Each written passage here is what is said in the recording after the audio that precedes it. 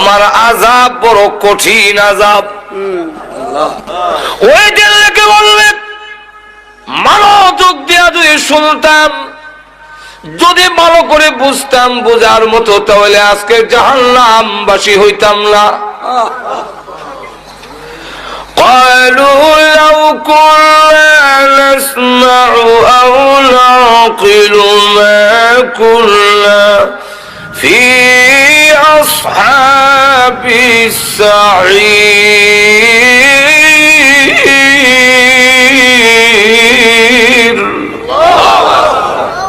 যদি মনোযোগ দিয়ে শুনতাম, লাউ কুন্না নাসমাউ, মনোযোগ দিয়ে যদি শুনতাম, আও নাকিলু, ভালো করে যদি অনুধাবন করতাম, বুঝতাম যে হুজুর কি বলতেছে, কি বুঝাইতে চায়, হুজুরে কোন ঠিক, তাহলে হয়তো কি মা কুন্না ফি আসহাবিস সাঈর, আজকে জাহান্নামবাসী হইতাম না। ওই দিন গুরুত্ব দেই নাই, আজকে বুঝছি। এখন আল্লাহ পাঠাও, এখন পাঠাও। ওয়াদা দিন আমার জীবন ওষুধ খেতাম না, আর ঘুষ খাবো না, আর জিনা করব না, আল্লাহ পাঠাও। বলে খেলে অন্ত সৌদি খেলিস। ربنا أبصرنا وسمعنا فارجعنا نعمل صالحا إنا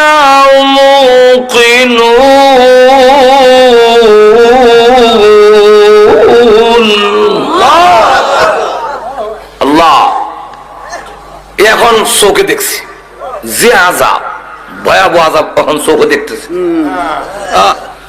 ওয়াসামি'না, কানে শুনতেছি। কে যে চিৎকার বাবু, হ্যাঁ এখন চোখে দেখি, কানে শুনি। সোহেলপুরের গুরুস্থানে যখন আযাব শুরু হয়েছে, মিশরের গুরুস্থানের মানুষ আতঙ্কিত, কাঁপতেছে। হ্যাঁ বাবু, এখন চোখে দেখি। আল্লাহর নবী বলেন, উম্মতেরা, যদি আমি আল্লাহর কাছে দোয়া করতাম, আল্লাহ আমার উম্মতকে কবরের আযাব দেখায়া দাও, আমি দোয়া করি না। কেন করি না জানোস নি? আল্লাহ তাদাফানু, তোমার বাবার লাশ লইয়া তুমি কবরও যাইবা না, মার লাশ লইয়া কবরও যাইবা না। যেরকম ঠিক, এখন তো বুঝতেছি না, একদিন বুঝবো। আরব দেশের কবরস্থানে যে বিষয়টার উপরে আলোচনা করতে চাই, সেটা হলো যে আমরা আশরাফুল মখলুকাত, সৃষ্টির সেরা মানুষ, যে আল্লাহ এই মানুষ সৃষ্টি করে পৃথিবীতে আমাদেরকে পাঠিয়েছেন একটা উদ্দেশ্যে। যে আল্লাহ কেন আমাদেরকে বানালেন, নিশ্চয়ই তার একটা উদ্দেশ্য আছে।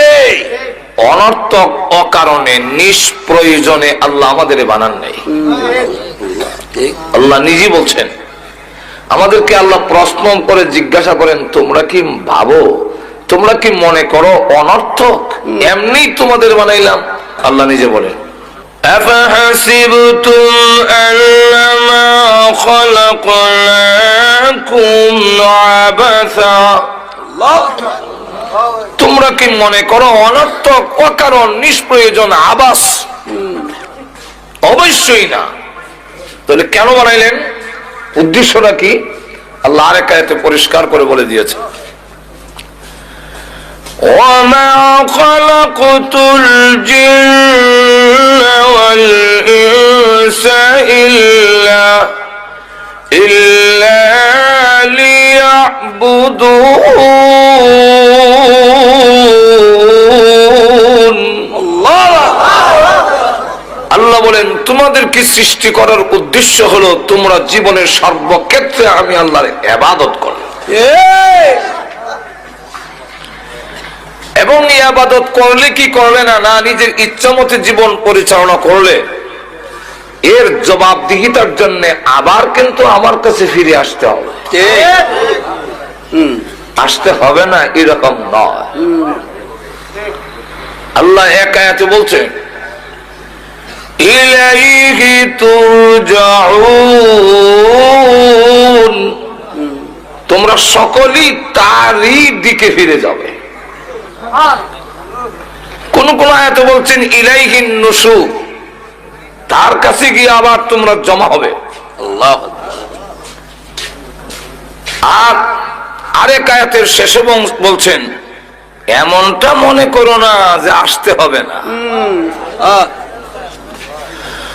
وَأَنَّكُمْ إِلَيْنَا لَا تُرْجَعُونَ,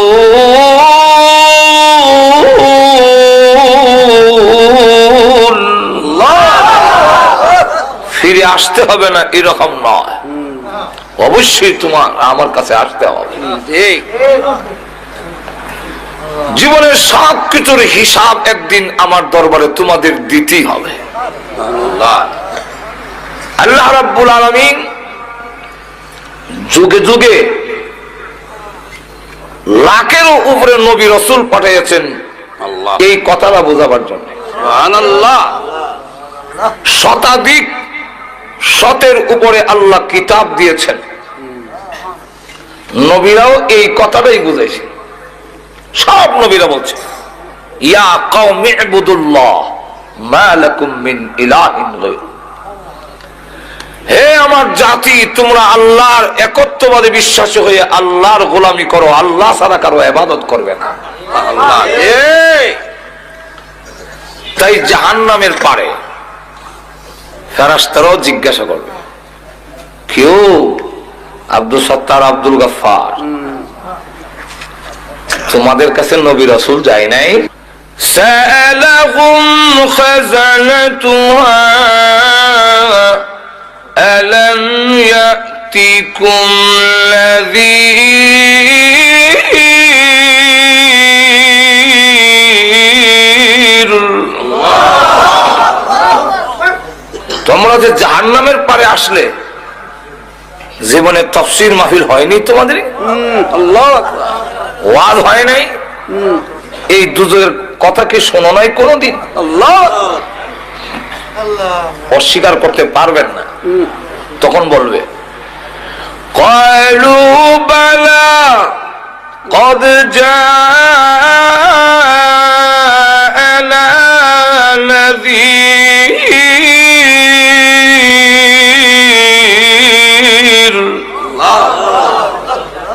হ্যাঁ, বহু তাফসীর মাহফিল হয়েছে, ওয়াজ হয়েছে, খুব আমরা শুনছি। তাইলে এখানে আসলে কেন? আমরা তখন অস্বীকার করছি, এত বিশ্বাস করতাম না, মনে করতাম আলেম ওলামা এমন কইবই। فكذبنا وقلنا ما نزل الله من شيء,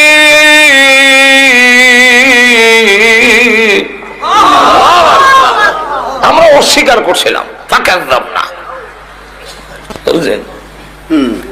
নবীরাও যখন কথা বলতেন আমরা কানো আঙ্গুল দিয়ে রাখতাম, যেমন কথা কানো নাই, আর ফাক্কা দিতাম না।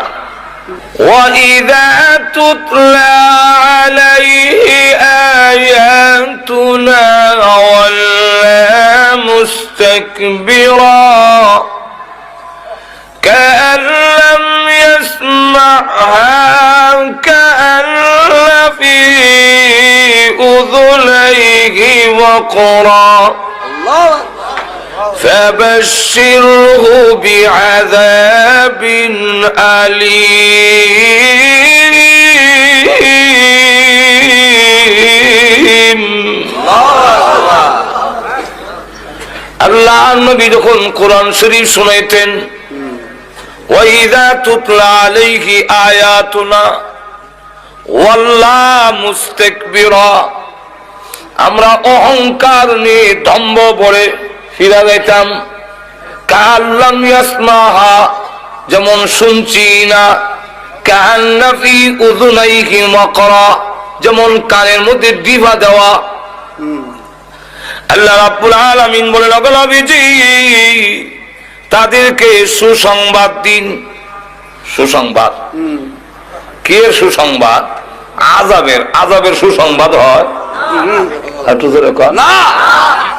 আল্লাহ রাব্বুল আলামিন কেন বললেন সুসংবাদ? আল্লাহ আযাবের ভয়াবহতা বয়ান করার জন্য আল্লাহ বলেন, ফাবাশশিরহু বিআযাবিল আলীম,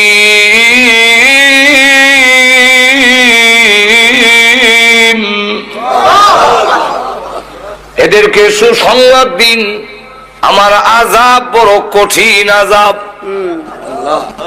ওই জেলকে বলবে, মনোযোগ দিয়া যদি শুনতাম, যদি ভালো করে বুঝতাম, বোঝার মতো, তাহলে আজকে জাহান্নামবাসী হইতাম না। قالوا لو كنا نسمع أو نعقل ما كنا في أصحاب السعير,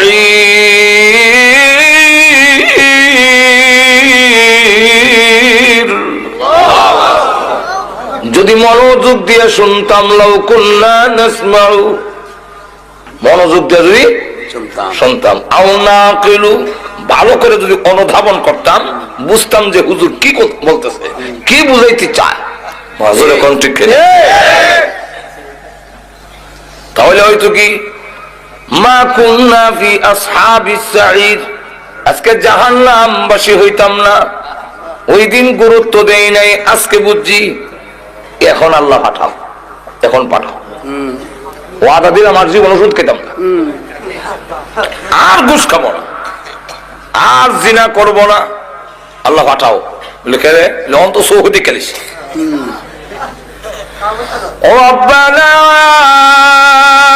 أبصرنا وسمعنا فارجعنا نعمل صالحا إنا موقنون।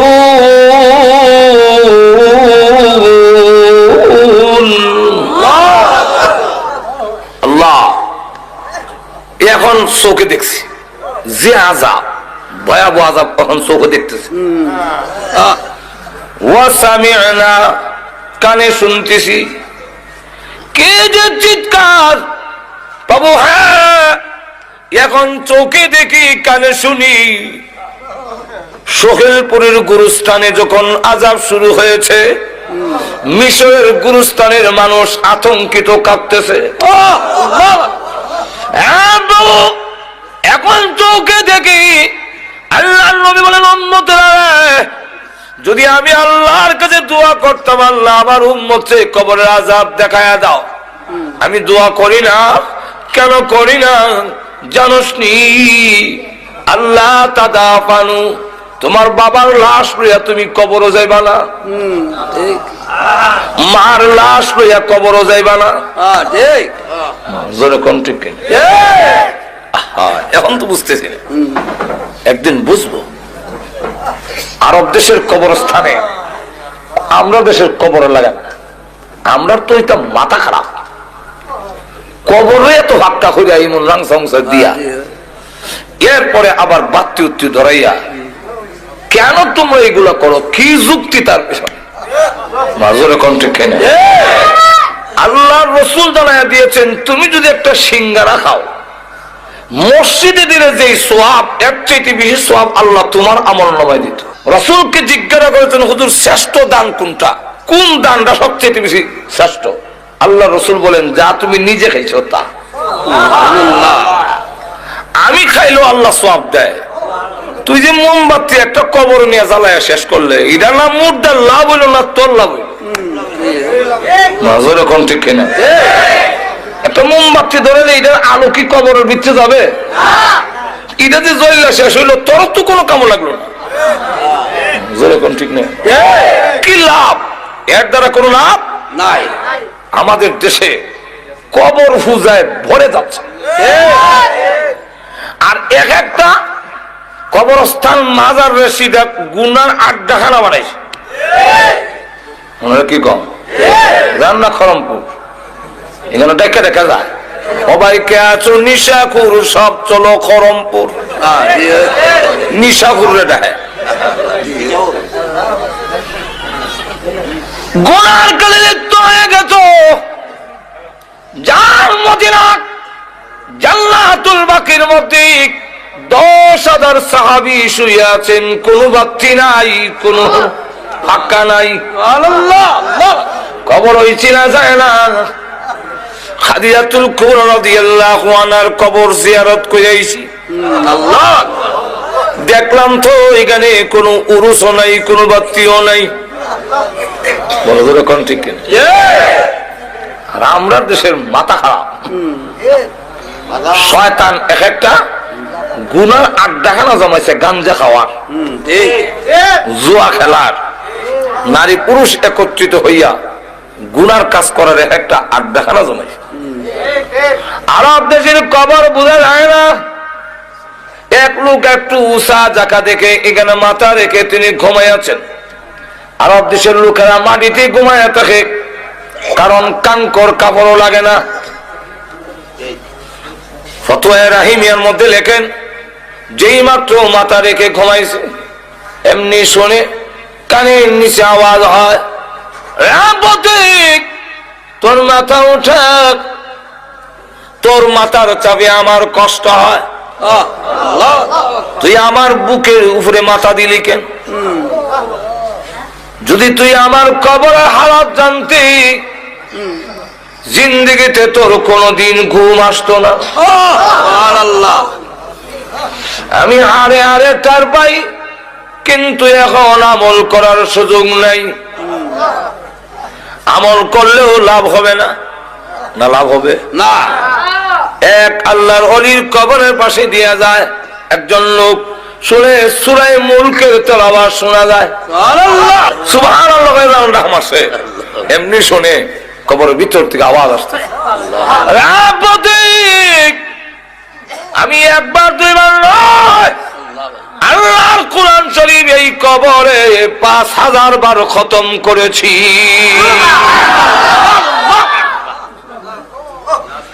একটা কাজ কর, 5000 বার খতম তোরে দেই, তোর একবার সুবহানাল্লাহ আমারে দিয়ে দে। কারণ জানোস নি, কিয়ামত পর্যন্ত কোরআন শরীফ পড়লেও তোর একবার সুবহানাল্লাহর সমান সওয়াব আমার হবে না। সুবহানাল্লাহ। কবর, হায় আফসোস, আমি কবরে এসেছি, এখন আমি হারে হারে টার পাই, কিন্তু আমল করার সুযোগ নাই। তোমাদের আমল করার সুযোগ আছে, কিন্তু গাফেল হইয়া তোমরা বসে আছো। কবরের আযাব যদি দেখতে, নবী বলেন আমি দেখি। সাহাবীরা নবীর কথা এই জন্যে, তারা তো অনেক নবীর দৃশ্য ডাইরেক্ট দেখেছেন। এজন্য খাদিজাতুল কুবরা রাদিয়াল্লাহু আনহা কাঁদলেন। পৃথিবী থেকে বিদায় হওয়ার সময় আল্লাহ নবী বলেন, কান্দো কেন? নবী গো, কান্দার দুইটা কারণ, একটা হলো আপনার জন্য, আর একটা হলো আমার নিজের জন্য। আমার জন্য কেন কান্দো? ওগো নবীজি, এতদিন আমি আপনার পাশে ছিলাম, কাফেররা আপনার গায়ে আঘাত করতে সাহস পাইনি। খাদিজাতুল কুবরা রাদিয়াল্লাহু আনহা কুরাইশের মধ্যে একজন শিল্পবতী দনাঢ্য মহিলা, আবার তার একটা প্রভাব ছিল কুরাইশদের উপরে। এই কারণে নবীজি যখন দাওয়াত দেয়, পাশে দাঁড়ায় থাকেন খাদিজাতুল কুবরা। কারণ তখনও পর্দার বিধান নাজিল হয় নাই। আল্লাহর নবী যখন হাতে কাটে মাজারে দাওয়াত দেয়, লোকেরা এসে দেখে খাদিজা পাশে দাঁড়ানো। আল্লাহু আকবার। সাহস পায় না আঘাত করতে। খাদিজাতুল কুবরা বলেন, ওগো নবীজি, আমি যখন বিদায় হয়ে যাব, আপনার পাশে কে দাঁড়াবে? এই জন্য আমি কান্দি। মার কান্দা দেখে ছোট্ট মেয়ে ফাতেমা রাদিয়াল্লাহু আনহা ডাক দিয়ে বলে, মা গো আপনি কাঁদলেন না, ওয়াদা দিলাম গো আপনি পৃথিবী থেকে বিদায় হয়ে গেলে আমার বাবার পাশে আমি ফাতেমা সব সময় দাঁড়াইয়া থাকবো। এই জন্যে রাসূল যখন দাওয়াত দিতেন ছোট্ট একটা মেয়ে কোমর ধরে রাখতেন, আল্লাহ, এই মেয়ের নাম ফাতেমা, সুবহানাল্লাহ। এখন নবীজি 2 নম্বরটা হলো আমার জন্য কান্দি আমি পৃথিবী থেকে বিদায় হয়ে গিয়া কবরে যে কোনো সামান নাই, আল্লাহ, কি নিয়ে যাব? আমার যে কোনো সামান নাই। আপনারা বলেছেন কবরে চাপ দিবে, আল্লাহ। নবীজি আঙ্গুল দেখে বলেন এইভাবে একটা হাড্ডি আর একটা হাড্ডির ভিতরে ঢুকে যাবে। এখন নবীজি এইভাবে যদি হয়, আমি খাদিজার ভয় লাগে, আমার যে কোনো সামান নাই, অথচ আল্লাহ সালাম পাইছেন। আল্লাহ হাদিস শরীফের মধ্যে আসছে আল্লাহ নবীর দরবারে খাবার নিয়ে আসতেছেন, প্লেট দিয়ে জিবরাইল নবীজির কাছে বসা। এমনি জিবরাইল বলে, নবীজি আপনার খাদিজাকে এই মুহূর্তে মহান আল্লাহ সালাম দিয়েছেন।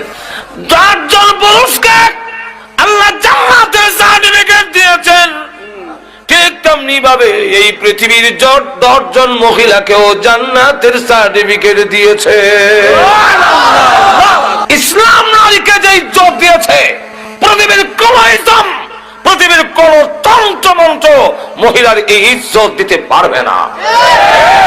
সুতরাং মহিলাদের ইজ্জত দেওয়ার জন্য আল্লাহ পর্দার বিধান দিয়েছেন, নারীর অবরোধের জন্য নয়। যারা কিনা আল্লাহ চাইতে নারীর পক্ষে বেশি দরদ দেখায়, এদের মতলব ভালো না, এদের পুরুষের গাঁটটি নারীর মাথায় চাপা দেওয়ার ষড়যন্ত্র করছে। বাংলাদেশিরা এখানে মুসলিম জনগোষ্ঠী, মুসলমানের উপর ভিত্তি করে আইন তৈরি হবে, এবং এই কথাটা সব দলই বুঝে। আওয়ামী লীগ নির্বাচন ইশতেহারে লিখেছে কোরআন সুন্নাহ বিরোধী কোন আইন পাস করা হবে না। বিএনপিও ফারুক আন্নাবারক লেখে ইসলামী মূল্যবোধ, কারণ বুঝে যে এটা না করলে এই দেশও চলবে না। যেরকম ঠিক না, জাতীয়বাদীও ইসলাম রাষ্ট্রীয় খারাপ হয়, যেরকম ঠিক না, বুঝে এই দেশের মানুষ মুসলমান, যেরকম ঠিক না। এই দেশের জমিনের নিচে লক্ষ লক্ষ আল্লাহর ওলিরা শুয়ে আছেন, এই দেশের জমিনের উপরে লক্ষ লক্ষ আল্লাহর ওলিরা বিচরণ করেন, যে দেশের জমিনে লক্ষ লক্ষ মসজিদ প্রতিষ্ঠিত, যে দেশের জমিনের উপরে হাজারো হাজার মাদ্রাসা প্রতিষ্ঠিত, যে দেশে আল্লাহু আকবারের ধ্বনির মাধ্যমে পশু পাখিরা পর্যন্ত ঘুম ভাঙে, এদেশের কৃষক শ্রমিক মাঝি মাল্লারা আল্লাহু আকবারের ধ্বনি শুনে ঘর থেকে বের হয়, এবং যে দেশের মানুষেরা আল্লাহু আকবার শুনতে শুনতে সব কাজ করে, যে দেশের সূর্য ডুবে আল্লাহু আকবারের মাধ্যমে, যে দেশের সূর্য ওঠে আল্লাহু আকবারের মাধ্যমে, সেই দেশে ডাইরেক্ট কোরআন সুন্নাহ বিরোধী কোন আইন কোন রায় এদেশের জনগোষ্ঠী মেনে নিবে না। আমার আইন একটা কয়ে ফেললো বা কয়ে ফেললো, আল্লাহ গজব ছেড়ে দিছে। গজবের নাম ইফটিজিং। আমি দেশ আইতে না আইতে দেখি, এটা বুঝি না, ব্যাপারও দেখি ইফটিজিং, ইফটিজার কানো ধরে বটনি রয়েছে। ইফটিজিং কিটা, এটা মুখে দোয়া অন্তত 20 বার আমি মস্ক করছি। ইফটিজিং ইফটিজিং নতুন শব্দ তো না বলে, এরপরে শব্দটার অর্থ বুঝতেও বড় কষ্ট হয়েছে। ইফটিজিং এটা কিটা, এটার বাংলাটা হলো নারীদেরকে উত্তক্ত করা। আল্লাহ গজব ছেড়ে দিছে, তোমরা না বলছিলে জরুরি না, তখন সামলাও, এমন কয় বটনি লও, 6 মাসের জেল 4 মাসের জেল। বটনি লয় ঠিকই, কিন্তু আবার ঠিকই করে, কারণ এইভাবে আইন দিয়ে 6 মাস না 6 বছরের জেল দিও ইফটিজিং থেকে নারীদেরকে রক্ষা করা যাবে না। বিলাই নাকের আগায় সুটকি লটকাইয়া যদি আইন দেওয়া হয়, এই বিড়াল সুটকি যদি খাস তাহলে 50টা বেদ বিলাই কইব ইজাতের আইন আমার ঠেঙ্গো মানে বরং যে এই আইন দিছে হেরে 50টা দাও কেন সেও তো তার রাখে আমার নাকে রাখা সুটকি লটকায় গন্ধ লাগে আর আমি সুটকি খেতাম না ফাইটলার মধ্যে রেখা ফাইলার ভিতরে এরপরে ডাকনা দিয়া যদি কয় এই বিড়াল ডাকনা ফালাইয়া খেলে 50টা বেদ তাহলে এটা মানা যায় ঠিক তেমনি ভাবে তরুণী এবং যুবতীরা স্নো পাউডার আলতা আল খাতরা লাগাইয়া উষা জুতা বিন্দা টাইট পোশাক পরে চুলের মধ্যে শ্যাম্পু দিয়া এবং লাগাইয়া যুবকদের এবং তরুণদের নাকের ডগার সামনে দিয়ে আইবো আর যাইবো আর আপনারা বলবেন ইফতিজিং করো না, এদেশের যুবকরা ঠেঙ্গো এই জাতের আইন মানবে না। যদি এই দেশের যুবকদেরকে আইন মানাইতে হয়, ইফতিজিং থেকে যদি নারীদেরকে রক্ষা করতে হয়, তাহলে একটি মাত্র পথ, সেটা হলো হেজাব পর্দার বিধান কায়েম করতে হবে। কিছু কিছু জিনিস আছে মজ্জাগত, জন্মগত, যেমন আপনি ঘুমোতে যদি কপাল না হোক যায় আঁকড়ে কখন লাগে না বলে আমার নাক টাকা দিয়ে দেয়, দেখবেন অটোমেটিক না হয়ে যায়। আমার মুখের মধ্যে তেঁতুল দিয়া যদি আপনাদের সামনে জিব্বা লড়াই, আপনাদের জিব্বার মধ্যে অটোমেটিক পানি উঠবে, নিয়ত করা লাগবে না। ঠিক কিনা? এই যে যদি হয় আল্লাহু আকবার, অটোমেটিক আপনার জিব্বার মধ্যে পানি উঠবে, পীর হোক আউলিয়া হোক, যেরকম ঠিক না, এমপি হোক মন্ত্রী হোক, সবার জিব্বার মধ্যে পানি উঠবে কি উঠবে না? যদি কেউ কয় আমার উঠে না, এটার দুইটা অর্থ। একটা অর্থ হইলো হে লম্পট, উঠে স্বীকার করে না, বাটফার। আর একটা হইলো যে হের জিব্বার দোষ আছে। তেমনি হবে নারী দেখলে পুরুষের হাত যাবেই, এটা জন্মগত। আদম আলাইহিস সালামের বুকের বাঁকা হাড্ডির থেকে হাওয়া আলাইহিস সালামকে যখন সৃষ্টি করলেন, উনি ঘুমাচ্ছিলেন, ঘুম থেকে উঠতে দেখে একজন মহিলার কাছে বসা, তখন দেখা যায় হাত অটোমেটিক যায়। দেখতো আল্লাহ বলে হাত সামলাও, হাত সামলাও, বিয়া করাই দিয়ে। শেষে আল্লাহ নিজে খুতবা পড়ে মোহরের দেওয়ার মাধ্যমে আল্লাহ নিজে দুজনের মধ্যে বিয়ে করাই দিল। তাহলে বুঝা গেল আদম আলাইহিস সালামের যদি যায়, আদম সন্তানেরও যাবে। কি বলেন ঠিক না? সুতরাং এই নারীদেরকে যদি পুরুষের দরার থেকে রক্ষা করতে হয়, তাহলে পর্দা লাগবে, হেজাব লাগবে, পার্টিশন লাগবে, আর না হয় রক্ষা করা যাবে না। অপর দিকে যারা পর্দার বিধান উঠাই দিতে চায়, এদের উদ্দেশ্য হইল আমাদের সমাজ থেকে বিয়ার প্রথাটা উঠে নিত, তখন আর বিয়া থাকতো না, খালি খালি ফ্রেন্ডশিপ থাকবো। ফ্রেন্ডশিপ, গার্লফ্রেন্ড বয়ফ্রেন্ড, আঙ্গুল ধরে ধরে আড়াআড়ি আর কিছু। ইউরোপ বানাইতে চায়। আমি আমেরিকার একটা স্টেট আছে, এটার নাম হলো মিশিগান। এটা হইলো আমেরিকার এক বর্ডার, তার পাশের রাষ্ট্র হইলো কানাডা, মাঝখানে একটা নদী। তো নদীর পরে হাঁটতে গেলাম আমরা কয়েকজন, তো আমরা তো হাঁটতেছি, তসবিহ করতেছি, সুবহানাল্লাহ, ডাইনামে চাই না, তুমি হোক। ইয়ার পর দু তিনজন ওই ব্রেঞ্চের মধ্যে বসা, আমাদের কাছে দৌড় দেখিয়েছি, গায়ে তোমরা যে এইভাবে একা একা ঘুরতেছো, তোমাদের কি গার্লফ্রেন্ড নাই? গার্লফ্রেন্ড আমরা বুঝেনি, হ্যাঁ মহিলা মহিলা বন্ধু নাই। তখন আমরা তারা বুঝাইতে চেষ্টা করলাম যে ইসলামে এইভাবে বিবাহের আগে যুবতীদের হাত ধরে আঠা, এটা ইসলামে অ্যালাউড না, ইসলাম গ্রহণ করে না। তো আমাদের সমাজেও যারা চায় এরকম করতে, তখন আর বিয়া থাকবে কই? থাকতো না, থাকবে না। এক কলেজের দেওয়ালের মধ্যে লেখা, হে কুমার, তুমি বিয়াতে রাজি হও না কেন? বিয়াতে রাজি হও না কেন? কোন বাটফারা জানে, নিচে আরেক লাইন লিখে দেয়া গেছে, সস্তায় যেখানে দুধ পাওয়া যায়, গায়ে ফালে কে? অর্থ বুঝছেন না আপনারা? সস্তায় যদি দুধ পাওয়া যায়, গায়ের গোবর ভালাও, গায়ে ভালো ঘাস খাওয়াও, এই বুঝা কান্দ কোন নেওয়ার দরকার আছে? তো যেখানে নারী পুরুষ অবাধে চলাফেরা থাকবে, যথায় তথায় পাওয়া যায়, পর্দা নাই, আঙ্গুল দূরে হাঁটতে পারে, গিয়ে ঘুরতে পারে, বাগানে ঘুরে, শাসটলে ঘুরে, অফিসে ঘুরে, সেখানে এই সব কাম তো এর কতই শেষ। তাহলে হ্যাঁ আর বিয়া করে এই মহিলার দায় দায়িত্ব নিতে চাবে না? আছে কোনো থাকবে না, বিয়ার প্রয়োজন নাই। লক্ষ্য করে দেখেন আমাদের সমাজে তো এরকম কিছু হয়েছে এখন, ঠিক না? কলা সুলাইয়া বেচলে কাস্টমার বাড়বো, একবারে সোলগুল বাজারে কলা সুলাই এলে কাস্টমার বাড়বে। তখন সুলাইয়া যখন বসে আর কিছুক্ষণ পরে দেখে যে যখন রস পড়তেছে, রসের গন্ধ হয়ে এখন মাছে জমছে, তাও ভালো মাছি না, পেশাবখানা যে বয় কালা কালা মাছি বান করতেছে, কথা বুঝছেন? এখন কাস্টমার যারা আগে কলা নিত সবই দেখে হয় মাছ চাই 1000 বার কলা লাগতো, সন্ধ্যা পর্যন্ত বেটা বসে রইলে কেউ কলা নেয় না। এখন কি করবে? যেখানে ভালাইতে যায় সকলে ফসা কলা কেন হয় না, এখন কি করবে? শেষে মাথাত কলা লইয়া গান গায়, কইতাম নি কি গায়? ও ভাই কে আছো কলার খরিদ্দার, কলার পিছনে আছে 1 টাকা কইরা পুরস্কার।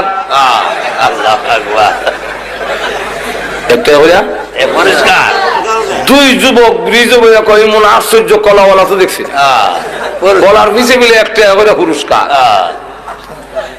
চল আমরা দুইজনে 2 আলি কলা লইলাই, তাহলে 60 টাকা তুই, আমি 60 টাকা, 8 টাকা কলা এটা হলাই দি মনে কথা। এখন এর আগে 2 আলি কলা লইছে, এটা কি কলার আকর্ষণে না টাকার লোভে? কলার দাম আছে, কলা তুই তো হলাই দিব। ঠিক তেমনি হবে আমরাও মাথাত কুবুদ দিয়েছে, মনে করলাম সুলাইয়া পর্দা দিলে মনে হয় কাস্টমার বাড়বো। এখন অবস্থা এরকম হয়েছে, মেয়ের বাবা গান গায়, সবাই কে আছো আমার মেয়ের খরিদ্দার, মেয়ের পিছনে আছে হোন্ডা পুরস্কার। সবাই কে আছো আমার মেয়ের খরিদ্দার, মেয়ের পিছনে আছে ফ্রিজ পুরস্কার। যুবকরা কয় বিয়া করার তো ইচ্ছা আসিল না, এই বুঝা নিতাম আসলাম না, মোটর সাইকেল দেবেন একটা চার একটা করে লাই। তাহলে এবার বলেন হ্যাঁ কি মেয়ে লোকের আকর্ষণে বিয়ে করছে না হুন্ডার লোভে? এর কাছে হুন্ডার দাম আছে, বউর দাম নাই। যেরকম ঠিক কিনা? আমি বলতেছিলাম পুরুষদেরকে আল্লাহ যেমন 10 জন পুরুষকে জান্নাতের সার্টিফিকেট দিয়েছেন, ঠিক তেমনি ভাবে 10 জন মহিলাকে দুনিয়াতে জান্নাতের সার্টিফিকেট দিয়েছেন। এর মধ্যে একজন খাদিজাতুল কুবরা রাদিয়াল্লাহু আনহা, ওনাকে আল্লাহর নবীর মাধ্যমে জিবরাইল বলেন, ওগো নবীজি আপনার খাদিজাকে মহান আল্লাহ এই মুহূর্তে সালাম দিয়েছেন এবং ঘোষণা দিয়েছেন আল্লাহর তৈরি জান্নাত ওয়াজিব হয়ে গিয়েছে। কিন্তু এর পরেও আল্লাহ বলে যে কবরের কোনো সামান নাই। আর আমাদের হালত কি? ও মুসলমান, আমাদের অবস্থা আল্লাহ কান্নার কারণ হইল আমি পৃথিবী থেকে বিদায় হয়ে গেলে কবরের জগতে যখন রেখে দিবেন, কবর যে বলছেন এইভাবে চাপ দিবে, এটা কিন্তু রেহাই নাই, সবকে দিবে। আল্লাহর নবী বলেন কবরের আযাব থেকে যদি কেউ রেহাই পেত, আমার সাদ ইবনে মুআয রেহাই পেত। খাদিজাতুল কুবরা রাদিয়াল্লাহু আনহা বলেন, ওগো নবীজি আপনার ব্যবহারের একটা কাপড় আমার কাপড়ের ভিতরে দিবেন কিনা? আল্লাহু আকবার। আমার বিশ্বাস আপনার ব্যবহারের একটা কাপড় যদি আমার কাপড়ের ভিতরে থাকে গো, তাহলে কবর আমাকে এইভাবে চাপ দিতে পারবে না। ওই কবরের আযাব যেদিন দেখবো, ওই দিন আমরা তখন বলবো আল্লাহ এখন চোখে দেখছি, কানে শুনছি, এখন সুহিলপুর পাঠাও। ওইখানে তো চলবো, সোলপুর যে পাঠাইছো এটা কোরআন আসেনি, কোরআনের ডাইরেক্ট আয়াত নাই, কিন্তু অর্থের ভিতরে সুহিলপুর আছে। ঠিক কোরআন ফারজিনা, যেখান থেকে আসছি সেখানে পাঠাও। বেটা যদি সুহিলপুর থেকে গিয়া থাকে গাটুরার কথা কইতো না। ফারজিনা পাঠায়া দাও। কি করবি? নামাল সালিহা, নেক আমল করব। এখন করবি কেন, আগে করলে না? আগে মনে করছিলাম সত্য হতে পারে, মিথ্যা হতে পারে, মোল্লারা এরম বলবেই। এখন তো দেখে লইছি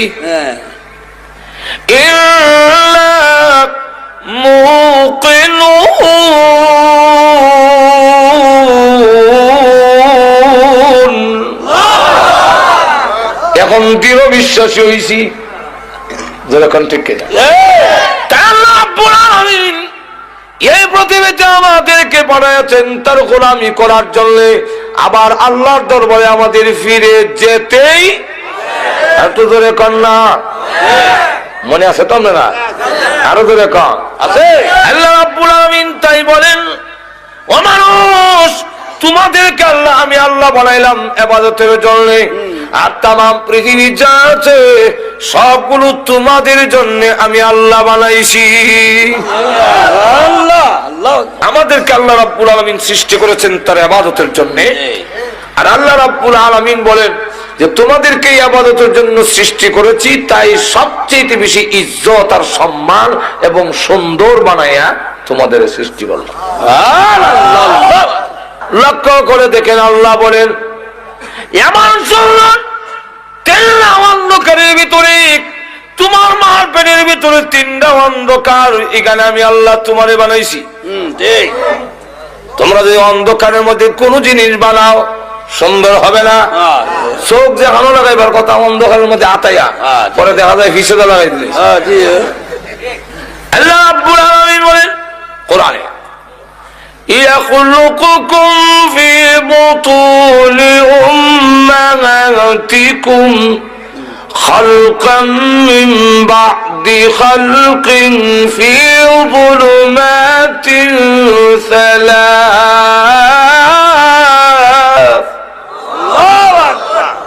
আল্লাহ বলেন তোমার মার পেটের ভিতরে পর্যায়ক্রমে 3টা অন্ধকারের ভিতরে তোমার সৃষ্টি করছে।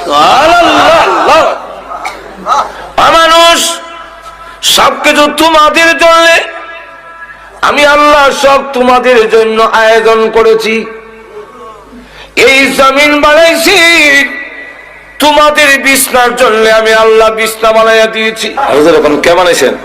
আল্লাহ। আরো যেরকম আল্লাহ বৈশা রয়েছেন যে আল্লাহ বলেন জমিনকে অনুগত করে দিয়েছি তোমাদের জন্য। আর আমি আল্লাহ জমিনকে জানাই দিছি কোন শব্দ করবা না। আমার বান্দা জিনা করবে, মদ খাবে, গাঞ্জা খাইবো, তোমার উপরে বইয়া আড্ডা মারবে, তাস খেলাবে, নাচবে, তুমি কিন্তু কিচ্ছু করো না, তারে সহ্য করে কান্দ লই রেখো, কারণ তারে বানাইছি আমার ইবাদতের জন্য।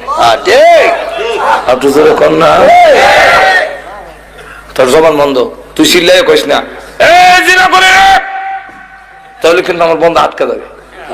আবার যখন তওবা করবে আমি আল্লাহ মাফ করে দেব।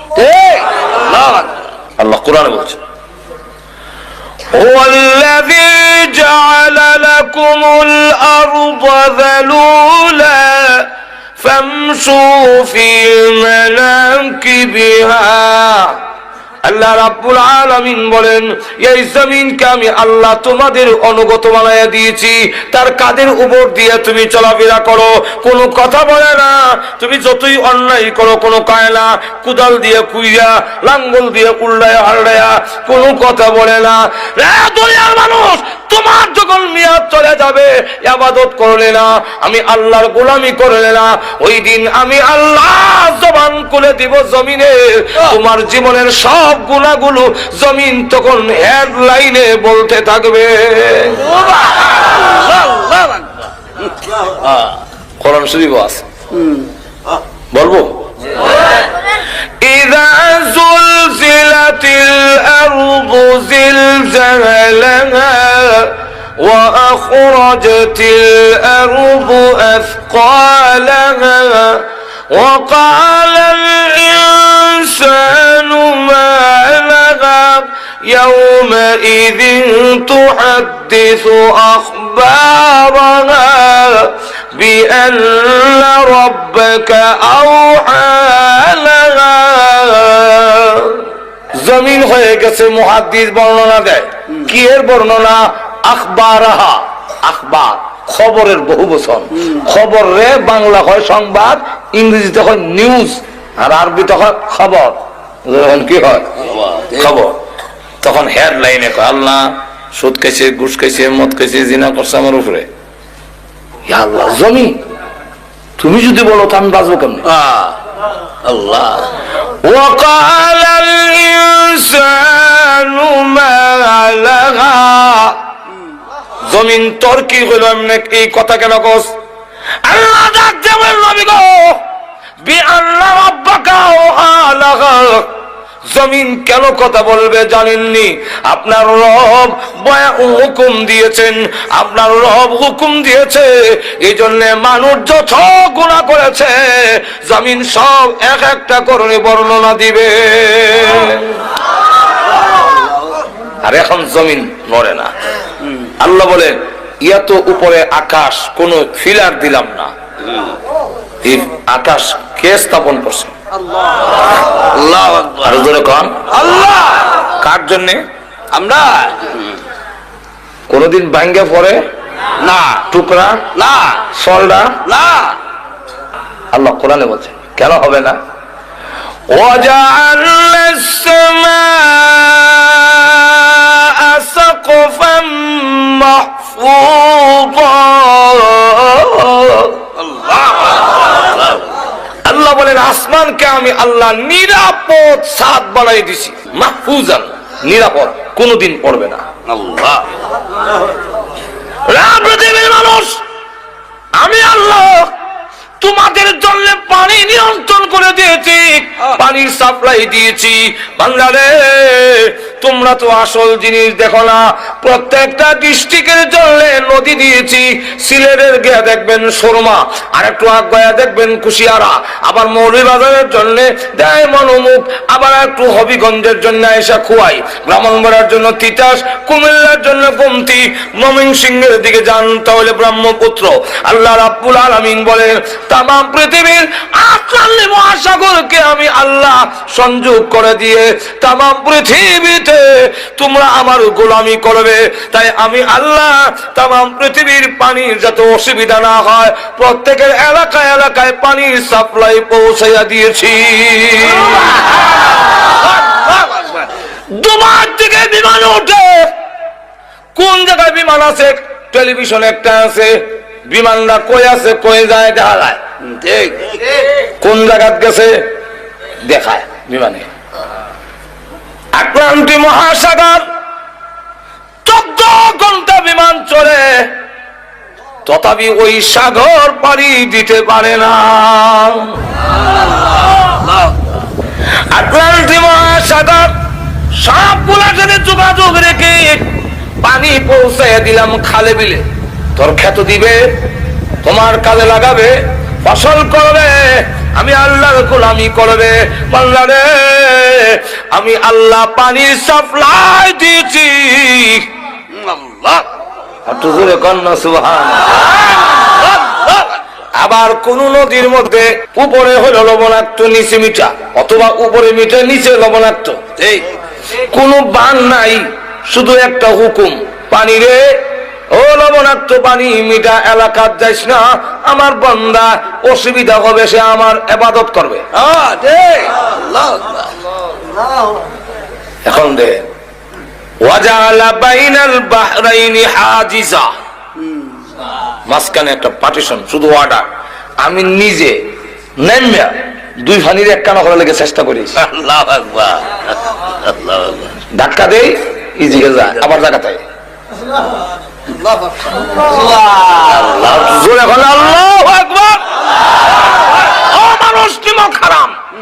এরপরও যদি অবাধ্য হও এরপরে যদি আমার গোলামি না করো, এরপরে যদি গান বাজনায় লিপ্ত হও, এরপরে সৎ কাজে লিপ্ত হও, কঠোর শাস্তির ব্যবস্থা আছে।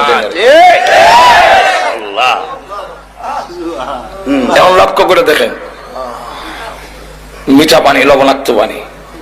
মিঠা পানি রাখছেন আমরা খাইবার লেগে, আর লবণাক্ত পানি কেন? তাফসীরের কিতাবে লেখেন লবণাক্ত পানির কারণ হইল ওই যে কুত্তা বিলাই গরু ছাগল মরে, লাশ মানুষ পচা গইলা যায়, নদীটা ভাসায় নেয়, নিয়ে লবণাক্ত পানির মধ্যে ঢুকাইয়া তার প্রয়োজনটাকে নষ্ট করে দেয়, যাতে আবহাওয়া দূষিত না হয়। নাহলে আবহাওয়া সাপের বিষ, মল্লার বিষ, কুত্তার বিষ, তখন বিষ আবহাওয়া বিষাক্ত হইয়া তোর না খেতে যাইব, গিয়া সব পাশ নষ্ট হয়ে যাবে। তোদের সবগুলো ঠিক রাখার জন্য তুই না আমার গোলামি করবি, তুই না আমার সাজদা দিবি। ও নিমক কালো মন্দা মাজুর এখন ঠিক কিনা, তুই যে আমার সাজদা দিবি আমি তোর সব আয়োজন করে রাখছি। وجعل خلالها أنهارا وجعل بين البحرين حاجزا أإله مع الله